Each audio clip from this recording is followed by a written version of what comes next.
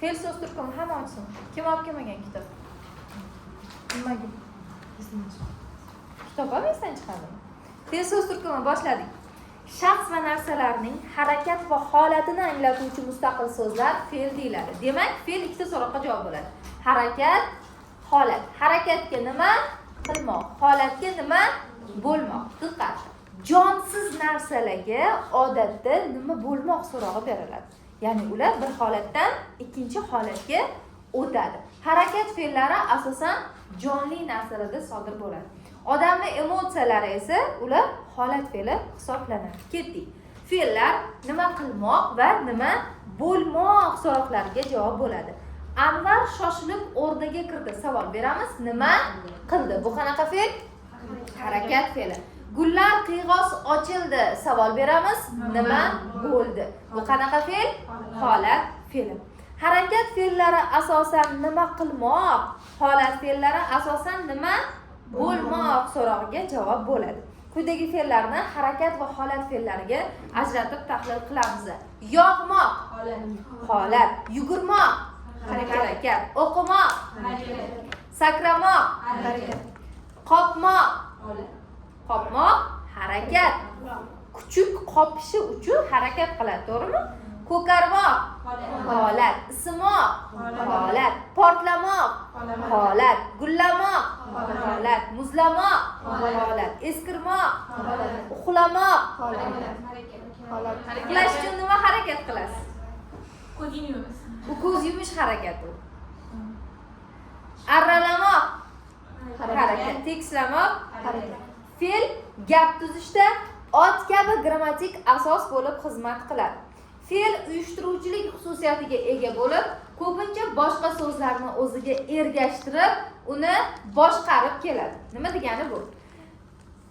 Masalan, gapda, so'zlarga, hattoki kelishik tanlashda ham fe'ldagi ma'noga qaraysiz. Men eshik ochmoq. Shuni gap qilishim uchun men eshikni ochdim. Hech kim eshikning demaydi. To'g'rimi? Nimadan tanlayapman? Fe'lda ifodalangan ma'nodan. Ismlarning kelishiklar bilan turlanishi, ko'makchi olishi nimadan paydo bo'lar ekan, nimadan hosil qilinar ekan? Fe'lda ifodalangan ma'no talabi bilan sodir bo'ladi. Ma'no xususiyatiga ko'ra fe'llar ikki xil bo'ladi. Mustaqil fe'llar va yordamchi fe'llar. Mustaqil fe'llar harakat holat ma'nosini mustaqil holda bildiradi va fe'lga xos barcha grammatik xususiyatlarga ega bo'ladi. O'qidi, nima qildi? Cho'chidi. Cho'chimoq holat fe'limi, harakat fe'limi? Holat. U ani ichidan bo'ladi-da, holat. Bog'ladi, harakat. Mustaqil fe'llar mustaqil holda harakat holatni ifodalaydi. Gapda mustaqil holda sintaktik vazifa bajaradi. Tagiga chizamiz uni. Hokim so'z sifatida turli so'zlarni boshqarib kela oladi. Kitobni o'qidi, maktabga bordi, kollejda ko'rdi, radiodan eshitdi, zavq bilan kuldi. Do'stimning o'qishi. Yordamchi fe'llar o'z navbatida yana 3 ga bo'linadi. To'liqsiz fe'llar, ko'makchi fe'llar va yordamchi fe'llar. To'liqsiz fe'llarga edi, ekan, emish, emas, erur kiradi. Ko'makchi fe'llarga, ko'makchi fe'l nima degani? Ikkita qismdan iborat bo'ladi. Masalan, mana bu ruchkani men nima qildim? Tashlab yubordim. Tashlash harakati bajarildi, yuborish harakati bajarilmadi. Bu gapni men tashladi deb o'qsam, ma'no g'aliz bo'lmaydi. Yoki otib tashladi desam. Otdi, lekin tashlamadi. Otdi deb o'qsam, ma'no g'aliz bo'lmaydi. Yordamchi fe'llar bo'lmoq, sanalmoq, hisoblanmoq. Ya'ni mana shu 3 ta fe'lni gapdan tushirib qolsak, ma'no g'aliz bo'lmaydi. Men talaba hisoblanaman. Men talaba. Bu xona ona tili xonasi sanaladi. Bu ona tili xonasi. Tushundingizmi? Tashab ketsam, ma'no g'aliz bo'lmasa, ana shu yerda bo'lmoq, sanalmoq, hisoblanmoq yordamchi fe'l bo'lib kelgan bo'ladi. Endi rostdan ham 2 ga bo'lish ma'nosi bo'lsa-chi, men 2 ni 2 ga bo'ldim desam. Bu yerda o'zini ma'nosi bo'ladi. Mustaqil fe'l bo'lib keladi. Xo'p, fe'ldan anglashilgan harakat yoki holat ma'lum bir shaxs yoki narsa tomonidan amalga oshiriladi, bajariladi, sodir etiladi. Ana shu shaxs yoki narsa harakatning bajaruvchisi subyekti deyiladi. Nima degani bu? Harakat kim qilayotgan bo'lsa, egasi kim bo'lsa, o'sha subyekt. harakat nimani ustida bajarilayotgan bo'lsa, o'sha obyekt bo'ladi. Tushunarli? Masalan, usta yog'ochni randaladi. Usta bu subyekt. Yog'ochni bu obyekt. Randaladi harakat. Karima testga yozdi. Subyekt qani? Karima. Quyosh yerni qizdirdi. Obyekt qani?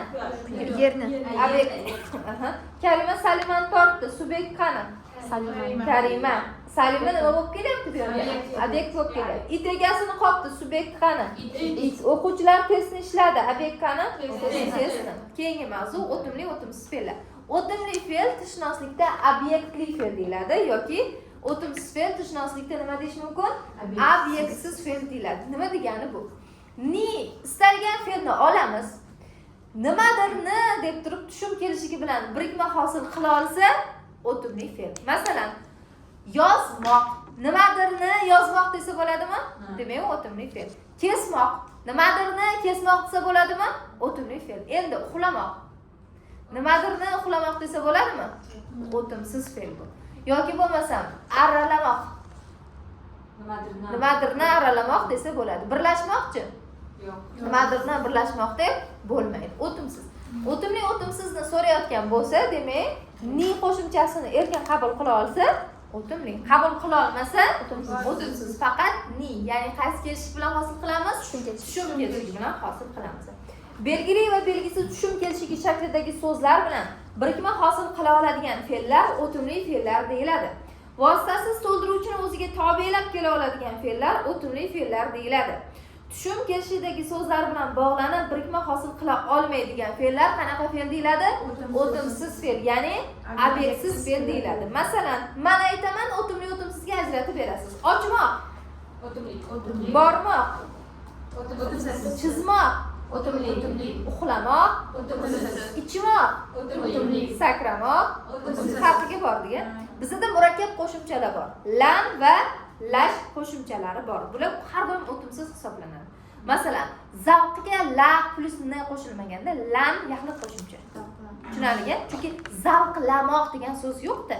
Tushunyapsiz? Xuddi bog'dorchilikda dorchilik yaxlit qo'shamiz-ku. Bog', bog'dor, bog'dorchi degan so'z yo'q bo'lgan. To'g'rimi? Xuddi shunaqa fe'lda ham lan va lash yaxlit murakkab qo'shimchalar bor. Zavqlan, bular hammasi o'timsiz hisoblanadi. Murakkab qo'shimcha qo'shildimi o'timsiz. Mana isbotlab ko'raylik. Nimadirni zavqlanmoq desa bo'ladimi? Yo'q. Demak, qanaqa fe'l bo'ladi?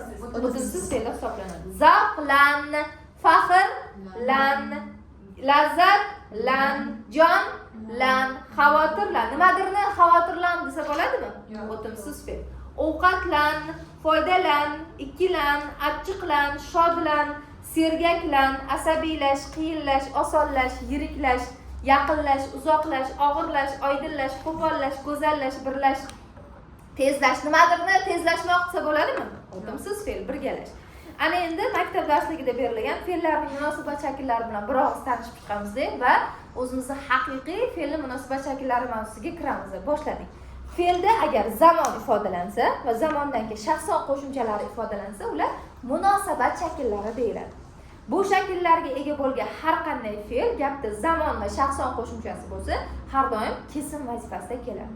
Fe'lda 3 ta zamon bor. O'tgan zamon, hozirgi zamon va kelasi zamon. Xose 7 yoshda birinchilardan bo'lib ekologik banka asos solgan. Qaysi zamon? O'tgan zamon. Xosening tadbirkorligi ortidan bugun 2500 bola maktabga qatnayapti. Qaysi zamon? Hozirgi zamon. Xose kelajakda 20 ming bolaga yordam bermoqchi. Qaysi zamon? Kelasi zamon. Harakat holatining bajaruvchi shaxsini, bu shaxs bitta yoki ko'p ekanligini bildiruvchi shakllar shaxson shakllari deyiladi.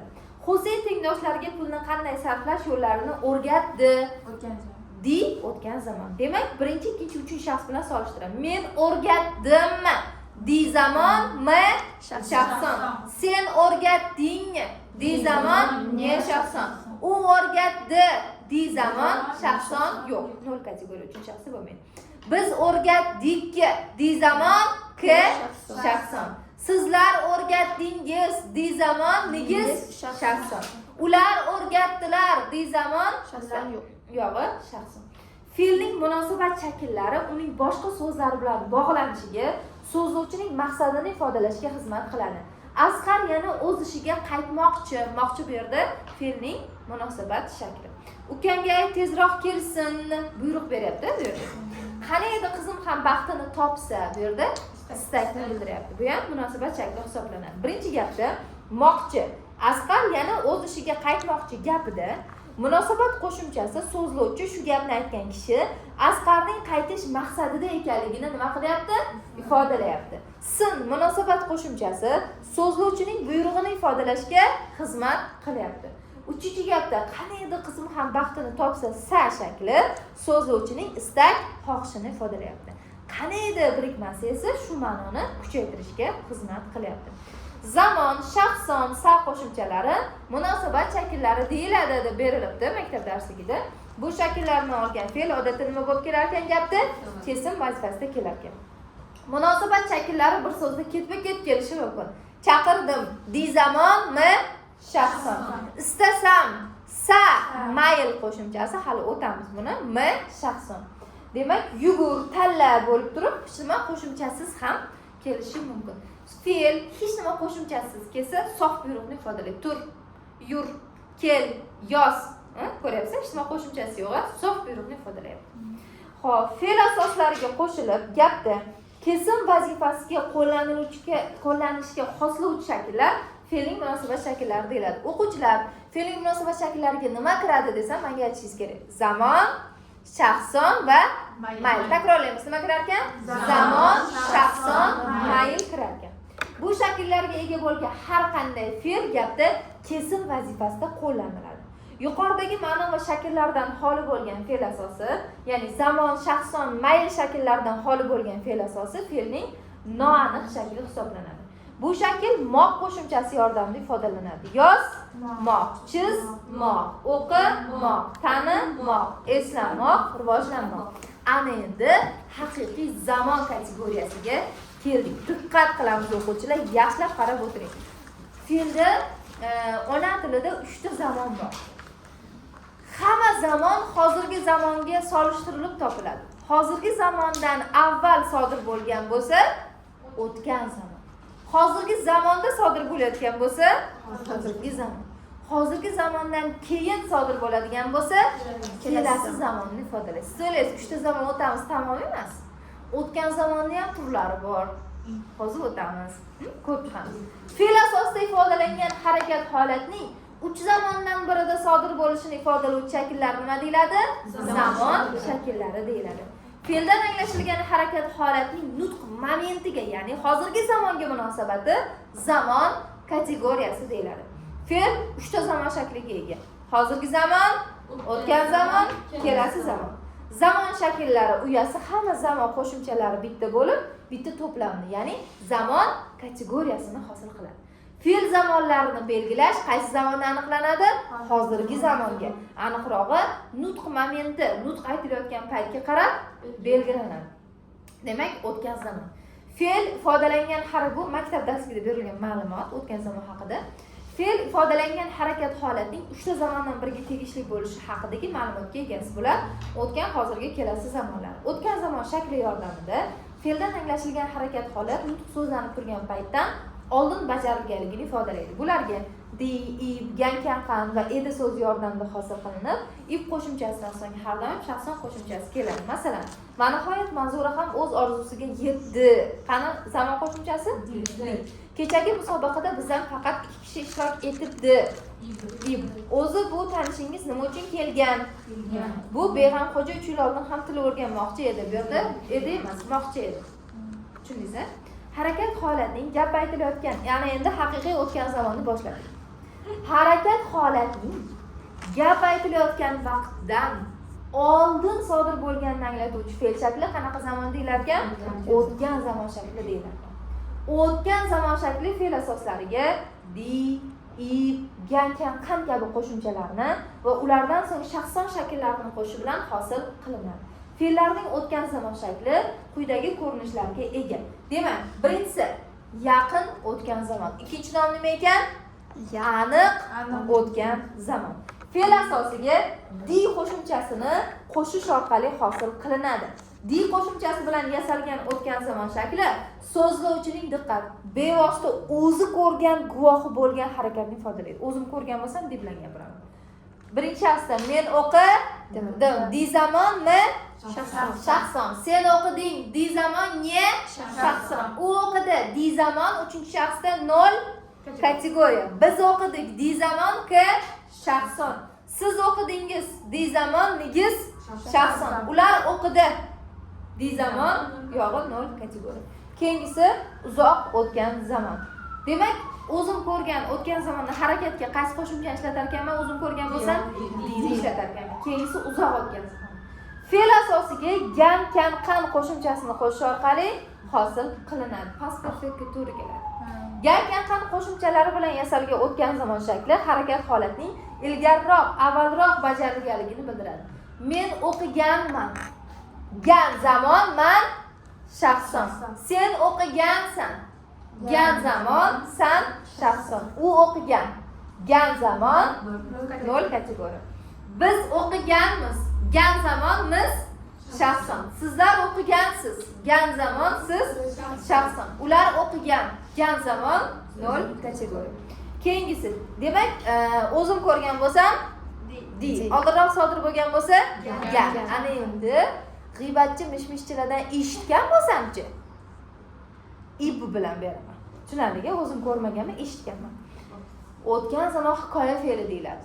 O'tgan zamon hikoya fe'li fe'l asosiga b ib qo'shimchasini qo'shish orqali hosil qilinadi va ilgari ro'y bergan harakat holatining so'zlovchi kimdandir eshitib, tinglab bilganini ifodalaydi. B ib qo'shimchasi bilan yasalgan o'tgan zamon shakli ilgari ro'y bergan harakat holatining so'zlovchi tomonidan eshitib bilinganligini ifodalaydi. Men o'qibman, ib zamon man shaxson. Sen o'qibsan, ib zamon san shaxson. U o'qibdi. Diqqat qilamiz. Zamondan keyin keladigan di shaxson qo'shimchasi. Deydigan zamon qo'shimchasi ham ko'rdik, to'g'rimi? Lekin farqi ibni zamonligini bilasiz, to'g'rimi? Zamondan keyin faqat 3-shaxsda kelsa, di mana shu joyda shaxson bo'lib keladi. Tushunarlimi? U o'qibdi. B zamon di shaxson. Biz o'qibmiz. Ib zamonmiz shaxson. Siz o'qibsiz. B zamon siz shaxson. Ular o'qibdilar. B zamon di shaxsonlar ko'plik qo'shimchasi. Tushunarlimi?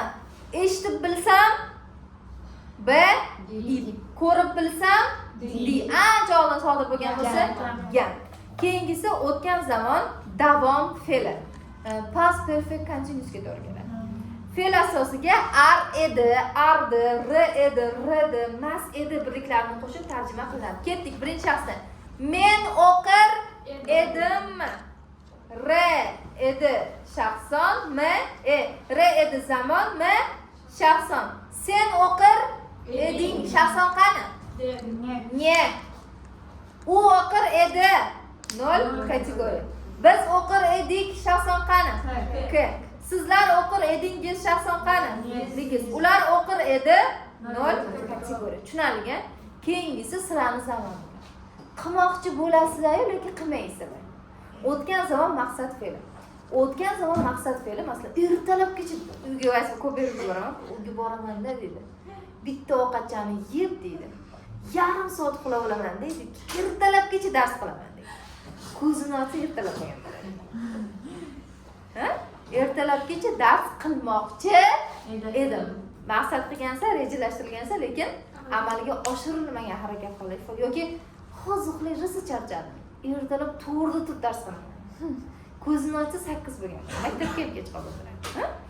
O'tgan zamon maqsad fe'li fe'l asosiga moqchi qo'shimchasi va edi to'liqsiz fe'lini qo'shish orqali hosil qilinadi. Yoki dars qilishni dars stolida boshlaydi-da, charchab ketadi. Mana testlarni deydi, keyin ertaga qilaman deydi. Hozir o'qishimni o'qib olay deydi. Dars stolidan turadi-da, keyin kravatiga o'tiradi. Oyog'ini bunday qiladi. Ba'zilar shunday tashlaydi-da, mana ustiga chiqadi. Oyoq mana bunday turadi. To'g'rimi? To'g'ri. Keyin ketadi. Sekin-sekin sirpanib ketadi. Nimagadir? Svetli yoqilgan. Shamollashga bir vaqt yoqilgan, ba'zing derazangni ochib qo'yasan. Kitob mana bunday turadi. O'zing uxlab qolgan bo'lasan. To'g'rimi? To'g'ri. Shuning uchun normal o'tirib dars stolida dars qilishni o'rgan. Xo'p, demak, moqchi edi. O'tgan zaman maqsad fe'li. Ketdik, tuslaymiz. Men o'qimoqchi edimmi? Shaxs soni qani? Men. Sen o'qimoqchi eding. Shaxs soni qani? Men. U o'qimoqchi edi. 0 kategoriya. Biz o'qimoqchi edik. Siz o'qimoqchi edi. Negiz 0 negiz dedi. Ular o'qimoqchi edi. 0 kategoriya. Bunday fe'llar o'tgan zamonda rejalashtirilgan, ammo amalga oshmagan harakat holatini ifodalaydi. Tushundingizmi?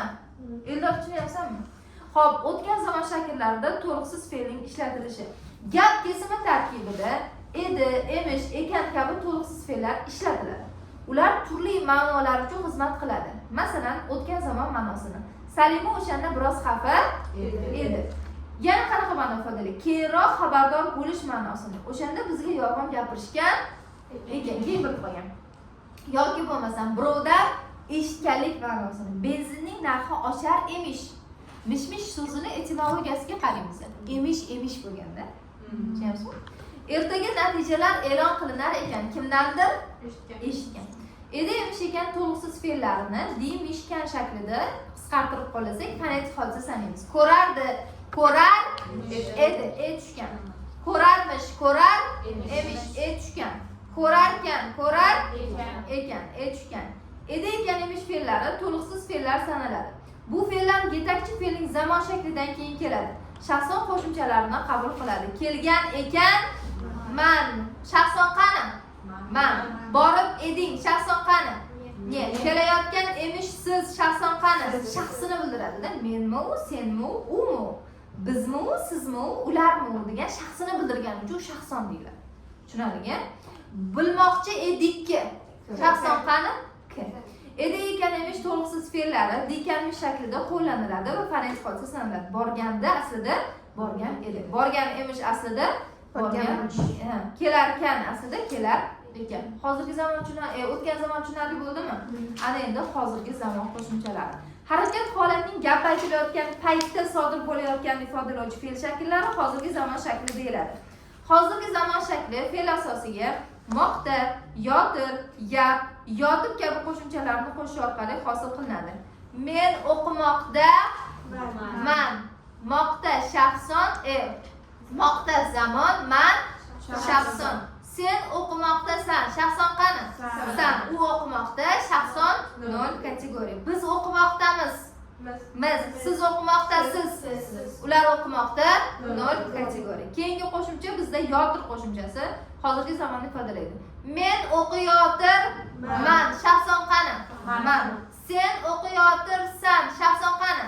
San. U o'qiyotir 0 kategoriya. Biz o'qiyotirmiz. Biz shaxson. Siz o'qiyotirsiz, siz shaxson. Ular o'qiyotir 0 kategoriya. Men diqqat qilamiz. Mana shu gap qo'shimchasiga alohida e'tibor beramiz. Buni imloga ham ulaydi. Necha bo'ldi soat? 12. Shunday hozirgi zamon tugadi. Ha? Keyin ketaverasiz. Kelar zaman keyin dars o'tiraman.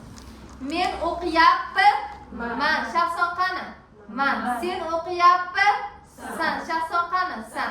Uchinchi shaxsda bitta yapdan keyin ti qo'shiladi. Di qo'yib qo'ysangiz imloviy xato hisoblanadi. Qaysi qatorda imloviy xatolik bor deydi-da, u o'qiyapti deb qo'yadi. Nima bo'ladi? U o'qiyapti bo'ladi. Biz o'qiyapmiz, siz o'qiyapsiz, ular o'qiyapti. Keyingisi yotib qo'shimchasi. Men o'qiyotibman, sen o'qiyotibsan, u o'qiyotibdi. Ko'ryapsizmi? Endi o'qiyotibti desak bu yerda xato. Ti qayerda keladi, qachon keladi? Bir marta keladi, gapdan keyin uchinchi shaxsda keladi. Biz o'qiyotibmiz, siz o'qiyotibsiz, ular o'qiyotibdi. Hozirgi zamon qo'shimchasi undosh bilan tugagan fe'l asoslariga qo'shilib, ayab holida talaffuz qilinsa ham hamma vaqt qanday yoziladi? Yap shaklida yoziladi. Borayapman desak ham boryapman. Mana shu ham imlodan ko'p tushadi. Qaysi qatorda imloviy xatolik bor deydi-da, borayapman deb qo'yadi. ayab degan qo'shimcha yozib beriladi. Nima bo'lishi kerak? Gap bo'lishi kerak. Televizor o'zi uncha ko'rmayman, ko'rib o'tirsam pastiga yozib qo'yapti. Kelayapti, borayapti deb. Xato. Ayab bo'lmaydi. Nima bo'ladi? Gap bo'ladi. Ayab degan qo'shimcha yozib beriladi. O'zbek tilida 4 ta fe'l bor. Yot, tur, o'tir, yur degan. Ib o'tgan zaman qo'shimchasi bilan qo'shilsa, ma'no hozirgi zamonda bo'ladi. Masalan, sizni bir kishi kutib turibdi. Ib qaysi zaman deb o'rgatdim? O'tgan zaman. Lekin bu yerdagi ma'no nima? Hozirgi zaman. 4 ta fe'l: yot, tur, o'tir, yur fe'llaridan keyin ib qo'shimchasi kelsa, ma'no shaklan o'tgan zaman bo'lsa ham ma'no hozirgi zamonda bo'ladi. Tushunarlimi? Yoki imtihonga tayyorlanib yotibdi desam, hozirgi zaman. Shaklan o'tgan zaman, mazmunan hozirgi zaman. O'qib o'tiribdi u desam, shaklan o'tgan zaman, mazmunan hozirgi zaman.